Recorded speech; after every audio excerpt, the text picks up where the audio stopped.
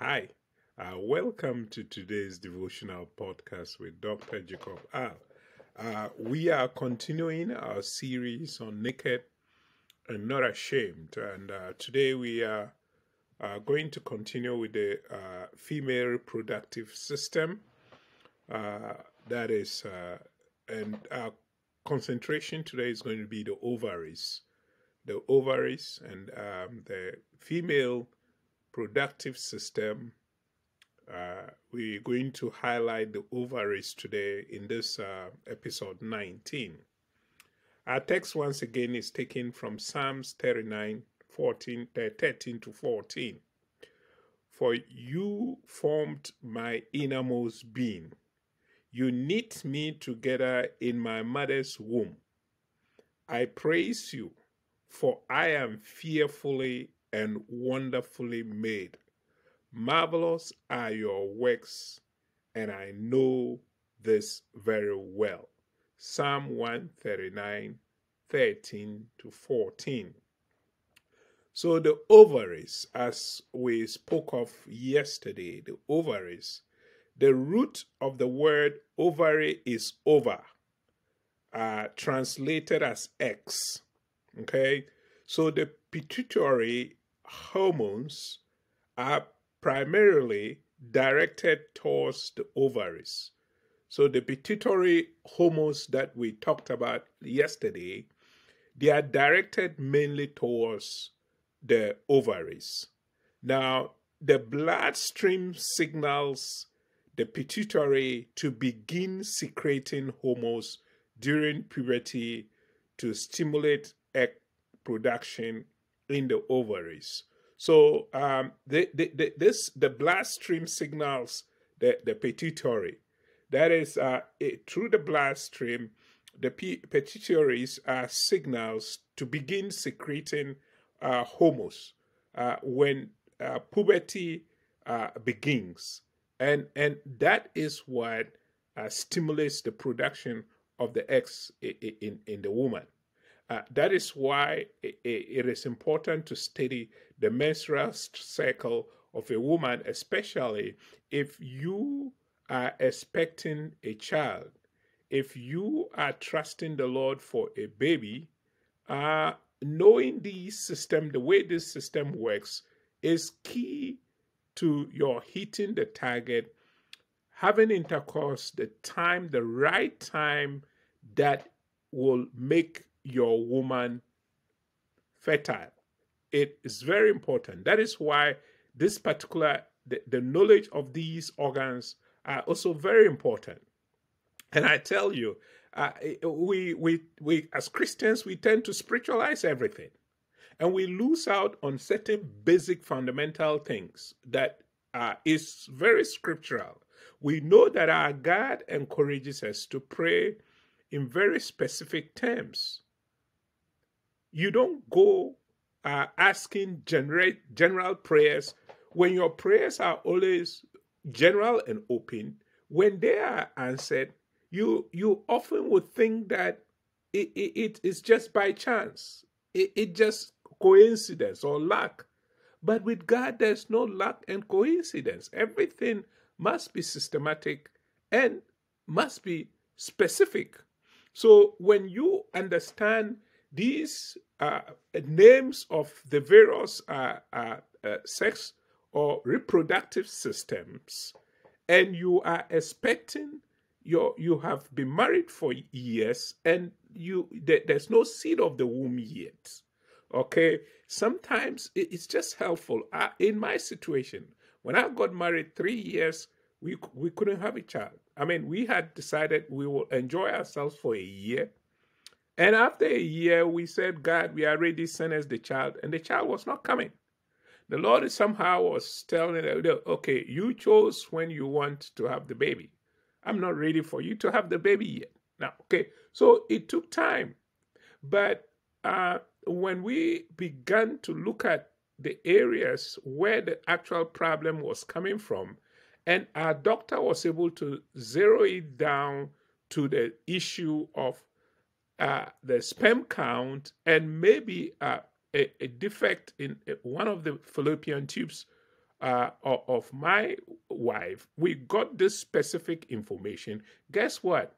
We began directing our prayers, especially me, even when I was on my wife in the act of sexual intercourse. At that time that I had prayed, fasted and prayed, and I was expecting her, having read her menstrual cycle and knew exactly when the eggs were going to be produced. And around this time when I'm on her, I was praying specifically, asking the Holy Spirit to strengthen the sperm. Even though I had a low sperm count, I specifically was telling the Holy Spirit, get one of these sperms, and we're going to see the number of them that are released during ejaculation. I said, God, if you can just get one of them to go now through my wife's fallopian tubes and go and fertilize this egg. You know, and I prayed specifically. I prayed that way because I got knowledge of exactly what needed to be done for her to be conceived. And the Lord heard my prayers. The Lord heard my prayers. So these studies, don't take them for granted. If you get to understand the reproductive system, and you, the couple, you understand where the problem is, or if even there's no problem, and you just specifically pray, God, as during this period of time of ovulation, my wife is fertile, I'm praying that if there's any defect with her ovaries, if the eggs are not strong enough, I pray that the pituitary glands will secrete. I mean, there's nothing wrong about being that specific, because our God wants specificity in our prayers. He answers the general prayer, but for our sake, when we are specific and He answers, then we can give the praise to Him. We will know that this one, but God, it was God who did it, because it was so specific that we asked the Lord for. And that way, we are not being tossed up and down in our prayers. We know specifically what we want, and that is what we ask God for. And that is why it's exciting to learn these things. Hey, some of you, I'm reminding you of your high school biology. Please, just a refresher course. I myself, I had to go through some of these things that I had stopped learning years ago because I went into business, finance, and banking. Now I have started this PhD in psychology, and I have to go and revise all this biology that I studied years ago. So I think we never cease to learn. So what we're saying here is, look, the secreting hormone during the puberty to stimulate the egg production in the ovaries. Now, in a couple of months, the ovaries will be producing a total capacity of at least more than, it will last for more than 30 years of the woman's life. So this ovaries have the capacity to produce these eggs within this period of time. So during the puberty, to stimulate eggs production in the ovaries, what stimulates the pituitary? The blood stream signals the pituitary glands to begin secreting hormones during puberty to stimulate eggs production. So the pituitary glands will send signals to begin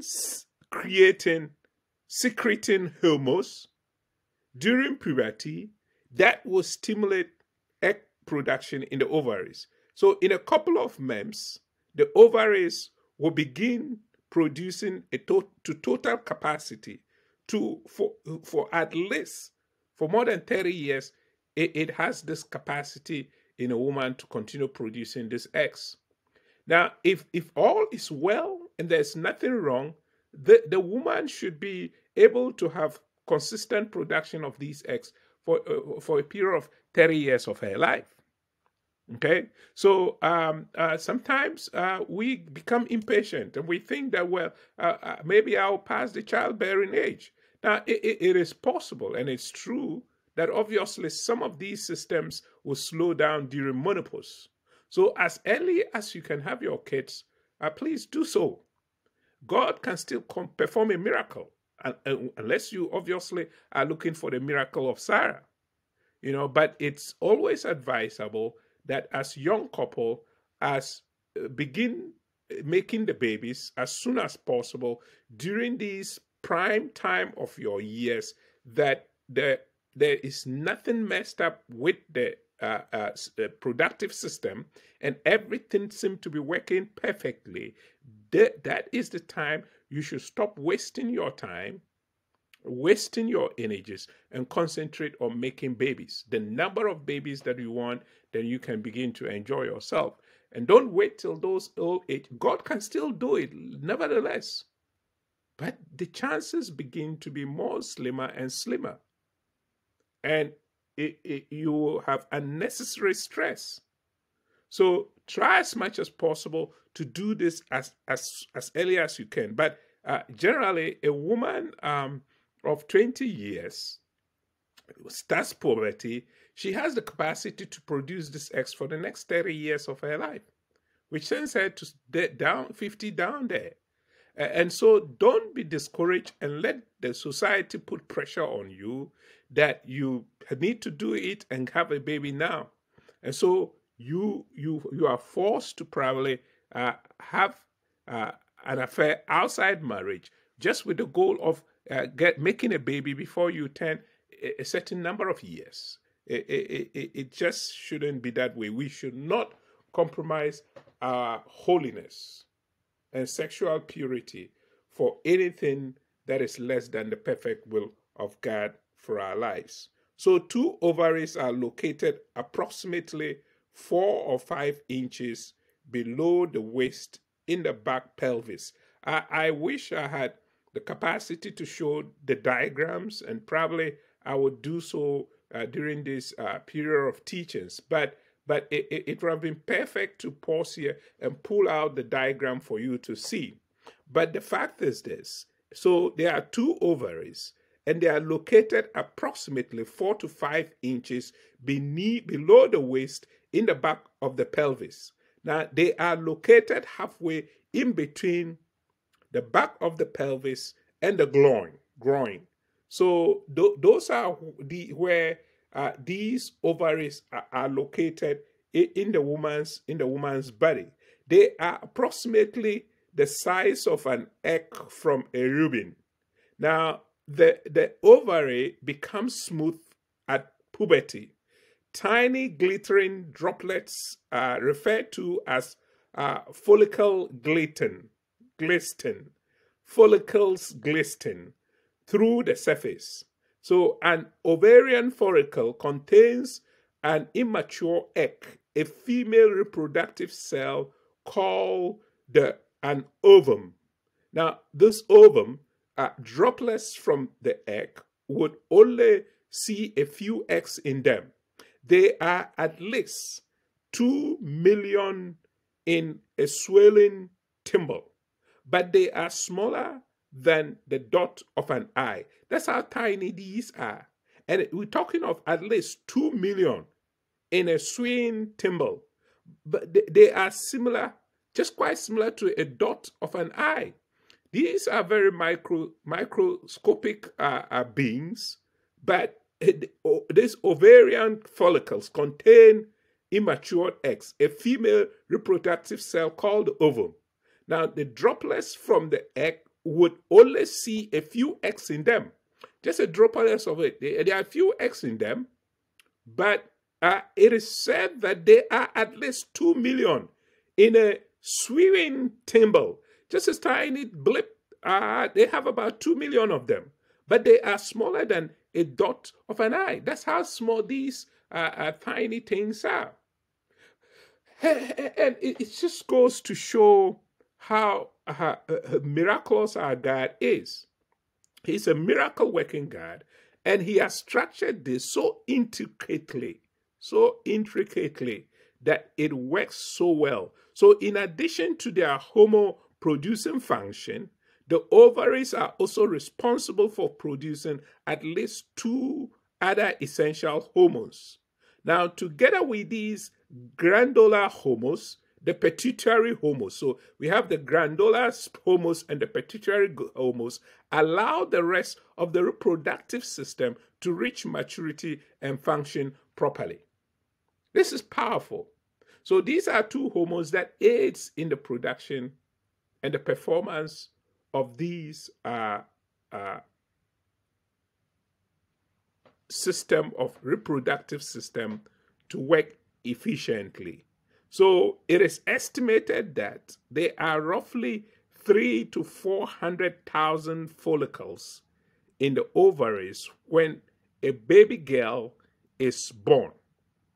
So, but only about 300 to 400 eggs will ever mature and be released. So 300,000 to 400,000 follicles in an ovary when a baby girl is born, but only 300 to 400 eggs, only 300 to 400 eggs will ever mature, come to maturity and release. So an egg or two may produce twins. So if you have one egg or two that are fertilized, then you are likely to have twins. But this is the way it works. If they are released simultaneously and fertilized, so you will have these twins when two eggs are released simultaneously and are fertilized. Then you are likely to have an unidentical twins. They will not be identical twins. Instead, they would be what is called the fraternal twins. The fraternal twins are not alike. They don't look alike. They are not similar. They are just eggs from one mother that were fertilized at different times. So the likelihood of them being identical is very slim. The fraternal twins are twins that are fertilized by two separate eggs that have been fertilized from the ovaries. So then, in other words, it will not be a case of identical twins. Twins are created when a single egg is fertilized, each is divided, resulting into identical twins of the same sex. So when one egg is fertilized, then it has the capacity to divide itself. When that egg is fertilized and it divides into two, that is when they produce identical twins. And the twins will resemble each other and sometimes will be of the same sex. They'll be of the same sex. That is how you know that this is an egg that was fertilized, but before it got into the uterus to stick, it was divided into two by some natural, mysterious ways. These happen. And so when we become so disturbed and jacked up and worried because we have not had kids, and it's just so difficult to get the kids. You've prayed years, 8 years, 10 years into your marriage, nothing is happening, and it becomes so difficult for you. You need to understand this. God is able to bless you with just one time with 2 or 3 or 4 babies at a time. He can do it because he's omniscient, he's all-knowing, and he's omnipotent, he's all-powerful. He can do anything that he chooses to do. That is how great and powerful our God is. So if you get to know this information that we have just learned today of the processes through which these and how many of these eggs are produced, it is estimated that there are roughly 300,000 to 400,000 follicles in the ovaries when a baby girl is born. So you have this knowledge that God, between these 3,000 to 4,000 follicles, Lord, I pray that at least you will fertilize one of them so I can have the child, the dream child that I'm dreaming about. And there are 3 to 400 eggs will never mature and be released. So that's why God in his wisdom creates a whole lot of these. So you have 3 to 4 thousand follicles. But out of these, it is said that up to 3 to 400 of those follicles will never develop into any egg that would ever stand a chance of being fertilized. So now, as a couple, how does this study apply to us? What is it all about? Is it about just going back to revise my high school biology? Sure, if you want to do that. Now you are in a marriage situation, especially where you are expecting children. If it means going to dig up your biology textbook and reading about these systems, then you'll be familiar with it. Then you can target specific prayers to the Lord. Not that God doesn't know what you are asking for, because he's omniscient. He knew it even before it ever became a thought in your head. God knows it. So he is not the one that that it will benefit if you come to him with specific prayers. He is not the one. You instead, because when you come with specificity of prayer needs and it's answered, you know immediately this was but God. Because it could never be chance. It was but God. God brought revelation to you. And so what we want to stress here once again in learning about this reproductive system and starting with the woman is to arm ourselves with the knowledge that will equip us so that if one partner is having problems in this issue, we can understand and empathize with them and help them get the need that the help that they need. It is so important. It's so important. And there's so much information out there, Christian information out there concerning how these things can be healed within the context of a marriage.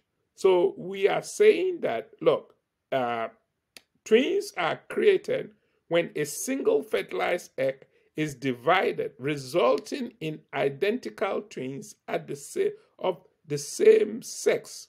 So we know that these organs that we have just learnt about, the 3 to 4,000 follicles that form in the ovaries to show that a girl has been conceived, is something that is new that I have learned in studying this. So we are not saying we are the reservoir of all knowledge in this area. So come, and I will be able to help you. Yes, you may come, but I'll be the first to let you know that I don't have any power of my own. Without him, I can do nothing. For with him, I can do all things through Christ who strengthens me. You see, I can do that. I can live with that. But to grieve the Son of God, because of my lack of efforts in reaching out, speaking to him daily, walking with him daily, I am not going to experience this experience that was cast into the swine.